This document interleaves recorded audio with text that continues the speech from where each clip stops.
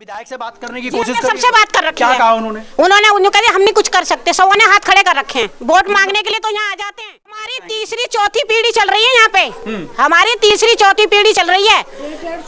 150 साल हो गए, तो अब बताइए हम कहीं नहीं जाएंगे। हाँ करना चाहते हैं। हाँ जी, ऐसे कैसे कब्जा कर ले देंगे हम? ऐसे देंगे, बिल्डोजर को चला के तो देखे, ऐसे को चला लेगा क्या? वो तो मिलिट्री ले आएंगे। नहीं ऐसे क्यों, तो मिलिट्री क्या कर लेगी? तो कैसे वो हटा दी तो हटा दी, लेकिन हमारा यहाँ से कोई नहीं लेगा। सोचा है अब कहीं ना कहीं सरकारें जो है वो सोच रहे हैं विफल है ये तो हम भी तो नहीं सोचेंगे ना फिर सरकार के बारे में, हम भी नहीं सोचेंगे। सर ये बताइए, मेरा जन्म यहीं का ही है, मैं 55 साल की हो चुकी हूँ। हमारे भाई नहीं है, हमारे मम्मी पापा मेरे अकेले हैं, पापा नहीं है, मेरी मम्मी है अकेली, और मैं भी बेवा हूँ। हम चौका बर्तनों का काम करते हैं, तब मैं अपनी माँ का पेट भरती हूँ। अब आप लोग इन्हें यहाँ से निकाल देंगे तो ये मैं इनका किराया भरूंगी या इनका बुढ़ापा देखूंगी? मैं खुद बूढ़ी हूँ, अब हम कहाँ जाएं अब? और हमसे भी इतनी पुरानी औरतें यहाँ रह रही हैं, सारे बच्चे हैं छोटे छोटे, हमने सारा पैसा यहाँ लगा लिया, हम कहाँ जाएं? आप बताइए। सरकारों से अब आप क्या हम ये कहते हैं हम यहीं रहेंगे, हम यहीं रहेंगे। हमारे जैसे मेरी मम्मी है, ऐसे बहुत से बुजुर्ग हैं जिनके पास में बच्चे नहीं है, जिनका कोई सहारा नहीं है, ये कहाँ जाएंगे? कहाँ भेज रहे? आप लोगों ने यहाँ के विधायक से बात करने की कोशिश की? सबसे बात कर रखी है। क्या कहा उन्होंने? उन्होंने कहा हम नहीं कुछ कर सकते, सबों ने हाथ खड़े कर रखे हैं। वोट मांगने के लिए तो यहाँ आ जाते हैं, हाथ जोड़ करके आते होंगे। हाँ जी, माला भी पहनते होंगे। हाँ जी। और लोग पहनाते भी होंगे। हाँ जी। तो वो लोग तो हमने पहनाने वाले लोग कौन से? तो सारे यही है ना हमारे संग में। अब ये फिर क्यों नहीं काम कर रहे? ये तो हमारे साथ में तो गद्दारी हो रही है ना, ये तो गद्दारी हो रही है। हमें क्या पता आप हमसे क्या क्या काम करवा रहे हो, बाद में आप क्या करोगे हमारे साथ में, हमें तो नहीं पता इस बारे में। तो अब अगर इस तरीके से दिल्ली से लोग ऐसे ही बाहर निकलते तो कहाँ जाएंगे? हमारा ठिकाना कहाँ है ये भी तो बताइए ना हमें। अगर मान लो फिर बुलडोजर चला दिया जाता है या आप लोगों को घर से निकाल दिया जाता है, कोई मुआवजा वगैरह देने की बात करी? हमारे से किसी ने कुछ भी नहीं कहा, कोई मुआवजा नहीं, कुछ नहीं दे रहा, कुछ भी नहीं दे रहा, देने की बात कुछ भी नहीं है। तो हम कहाँ जाएंगे? सरकारों से आप क्या? हमारी तीसरी चौथी पीढ़ी चल रही है यहाँ पे, हमारी तीसरी चौथी पीढ़ी चल रही है। 150 साल हो गए, तो अब बताइए हम कहाँ जाएंगे? हमारे माँ बापों ने अपनी पूरी जिंदगी की पूंजी यहाँ लगा दी है, अब कहाँ जाए हम?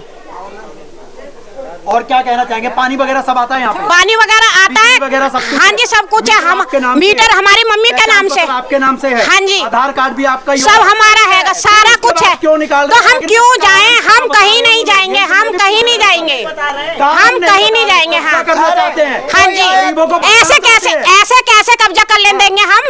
ऐसे कैसे? अगर मान लो उन्होंने कब्जा कर लिया, फिर क्या एक्शन लोगे आप? कैसे? हम तुड़ाई करेंगे, हम मारेंगे सबको, सब मिल करके आएंगे? हाँ, सब मिलके मारेंगे सबको। तभी तो आप लड़ाई जीत पाओगे आप। हाँ जी, हम हमारी पूरी गली बोलेगी और हम भी बोलेंगे, हम सारे मारेंगे। बिल्डोजर को चला के तो देखे, ऐसे को चला लेगा क्या? वो तो मिलिट्री ले आएंगे। नहीं ऐसे क्यों, तो मिलिट्री क्या कर लेगी? हमारा भी तो कोई कानून होना चाहिए ना। नहीं, हमारा भी तो कोई कानून होना चाहिए।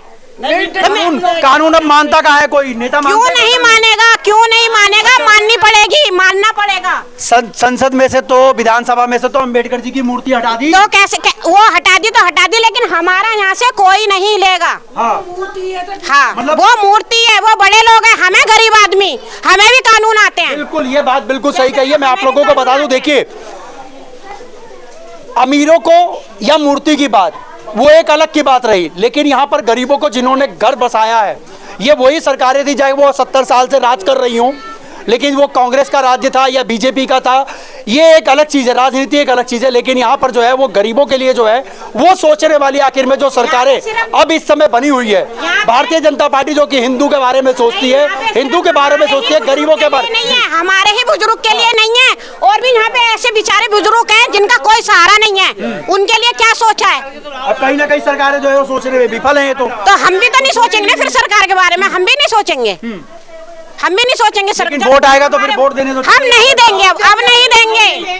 अब जो हमारे को यहाँ रोके फाड़ दोगे, उसी के सामने पाड़ेंगे, ले वोट। अच्छा, अब एक बात मुझे बताओ, जैसा आप मुझे बता रहे हो, अब तो जिस तरीके से मान लो भगाने की कोशिश कर रहे हैं, खाली करा रहे हैं, लेकिन अगर मान लो कोई बेचना चाह रहा होगा बेचारा, वो तो गया अब तो वो और क्या मिट्टी के भाव हो गए उसकी जमीन। हम क्यों बेचेंगे ये बता दो, हम क्यों बेच के जाएंगे यहाँ से? हमें यही रहना चाहिए। हाँ, हमें यही रहना है। बिल्कुल, ये होती है बात। देखिए, जहां पर लोग रह रहे हैं इतने सालों से, तो आखिर में सरकारें क्यों नहीं सोचती? जैसा कि मैंने पहले भी आप लोगों को वीडियो में दिखाया कि ये बहनों का दर्द है, माताओं का दर्द है, इतनी बड़ी बुजुर्ग वो औरतों पे डंडे चलाते हैं, ये कहाँ का कानून है? लेडीज के ऊपर हाथ छोड़ने का मतलब क्या महिला है? पुलिस नहीं आती है क्या? कौन से आती है? वो सब डरा के रखती है इन लोगों को, अच्छा, इन लोगों को डराते हैं। हाँ जी, अभी हमारा एक लड़का 3 महीने जेल में काट के आया है, क्या मतलब है? किस लिए? किस लिए? क्योंकि वो बोल रहा था, लेडीज वो बोल रहे थे इसलिए? हाँ जी, और उनको जेल में हमारे बच्चों को उन्होंने घसीट घसीट के मारा गली के अंदर, लड़कों को। ये पुलिस फोर्स ने काम किया? हाँ जी, और फिर बंद करने का धमकी देते हैं कि बंद कर देंगे जो कोई बोलेगा। अच्छा, गोली चलाने की बात कर रहे गोली थे? चला देंगे जो कोई आगे बढ़ेगा। हाँ। बाहर से अंदर नहीं आने दिया, अंदर से बाहर नहीं आने दिया। ऐसे का घरों में बैठो, घर के आगे भी ना खड़े। उस समय मीडिया वाले पहुंचे थे यहाँ? नहीं कुछ कोई भी नहीं आया, कोई भी नहीं आया, सबको रोक दिया। किसी को भी नहीं आने दिया अंदर। आने नहीं दिया? नहीं। अच्छा, उसके बाद से तो मीडिया पहुंचने लगी होगी जब यहाँ पे पुलिस फोर्स एक आई। आधा हाँ जी। एक उसके बाद से मीडिया पहुंची, आप लोगों की आवाज पहुंच रही है। हाँ जी। उसके बाद में यहाँ के कोई मंत्री संतरी कोई आया? कोई नहीं आया, कोई नहीं आया। कोई नहीं आया। गरीबों की आवाज उठाने के लिए शायद जिसको कहते हैं कि चौथा स्तंभ जो है वो है मीडिया। मीडिया को भी उस समय जो है, जिस समय यहाँ पर सील की यूं कहूं कि प्रक्रिया चल रही थी, तो यहाँ पे मीडिया को भी अंदर नहीं आने दिया गया। लेकिन मैं कहना चाहता हूं इलेक्ट्रॉनिक मीडिया से कि आखिर में वो लोग यहाँ पर क्यों नहीं पहुंचते हैं?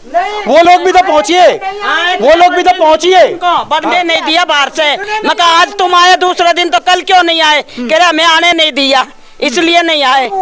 हम बड़ी मीडिया भी आई थी? हाँ, बड़ी वीडियो भी आई थी। वो लोग यहाँ पर अंदर नहीं घुसे? नहीं घुसने नहीं दिया पुलिस वालों ने। में देखिए कि अब मीडिया को भी जो है वो रोक लिया जाता है, दरवाजे पे ही रोक लिया जाता है, उनके पास नहीं जाना जाएगा।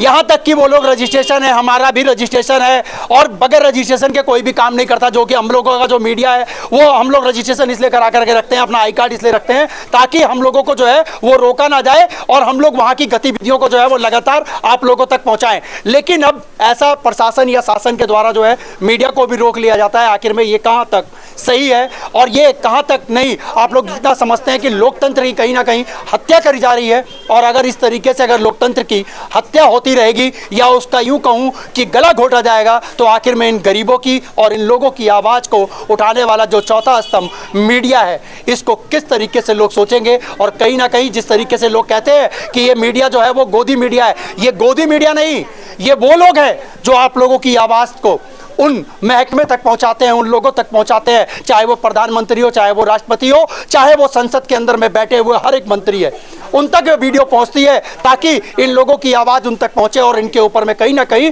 लोगों जो है वो मंत्री जो है वो इन लोगों के ऊपर में कहीं ना कहीं ऐसा काम कर दे कि इनका परिवार जो है वो सुखी रह सके, इनके जो छत इनके सर के ऊपर में बनी है वो सुरक्षित रहे। आज लोगों ने लाखों रुपए करोड़ों रुपए लगा करके एक घर बनाते हैं, एक आशियाना बनाते हैं, लेकिन उनको कुछ ही क्षणों के अंदर में उनको घर से बेघर कर दिया जाता है। आखिर में ये कहां तक सही है? वो भी भारत की राजधानी दिल्ली के अंदर में अगर इस तरीके से अगर व्यवस्था रही तो बाकी राज्यों का क्या हाल होगा, ये शायद मुझे बताने की जरूरत नहीं, आप लोग खुद समझ सकते हैं। बाकी इस पूरी खबर को लेकर के आप लोग क्या कहना चाहेंगे, आप लोग हमें कमेंट बॉक्स में आप लोग कमेंट जरूर कीजिएगा। मेरे कैमरामैन विनीता के साथ में मैं आपका दोस्त व्यास कुशवाहा, VS News 48 दिल्ली के लिए।